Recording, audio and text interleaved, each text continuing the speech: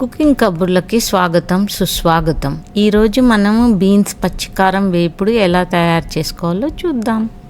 ఈ కూరకి కావాల్సిన పదార్థాలు: బీన్స్ ముందుగా కడిగి కట్ చేసి పెట్టుకున్నాను, బీన్స్, ఆనియన్, తర్వాత పోపుకు కావాల్సిన పదార్థాలు: జీలకర్ర, పసుపు, ఆవాలు, మినపగుండ్లు, తర్వాత పచ్చికారానికి కొబ్బరి, పచ్చిమిరపకాయలు, వెల్లుల్లి అండ్ కూర చేయడానికి ఉప్పు, ఆయిల్. ఇక్కడ చూపించిన విధంగా వీటికి అటు ఇటు కాడలు తీసేయండి. అన్నిటికీ కాడలు తీసేసిన తర్వాత వీటిని శుభ్రంగా కడిగి ఈ విధంగా కట్ చేసుకుందాం. స్టవ్ వెలిగించుకొని గిన్నె పెట్టి 8 టీ స్పూన్ల ఆయిల్ వేద్దాం.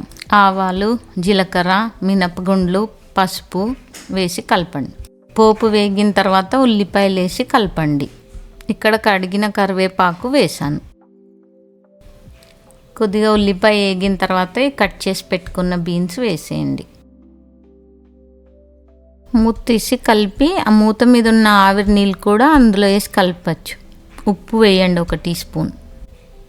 కలిపేసి మూత పెట్టండి. బీన్స్ మగ్గే వరకు మనము పచ్చికారం తయారు చేసుకుందాము.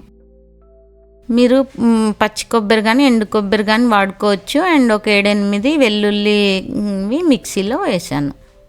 మీ కారం తగ్గంత పచ్చిమిరపకాయలు వేసుకొని నేను ఒక 10 వేసాను. అండ్ 1 టీ స్పూన్ జీలకర్ర వేస్తున్నాను.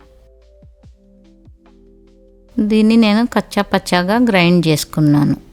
బీన్స్ ఉడికిన తర్వాత ఈ మనము మిక్సీ చేసినది మిశ్రమం ఇందులో వేసేయండి. 1 టీ స్పూన్ ఉప్పు వేసి ఇదంతా బాగా కలపండి. కలిపేసి దీన్ని కొంతసేపు పొయ్యి మీద ఉండనివ్వండి. అంతలో మీరు లైక్, షేర్, సబ్స్క్రైబ్ చేసుకోండి. అండ్ ఈ కూర రెడీ.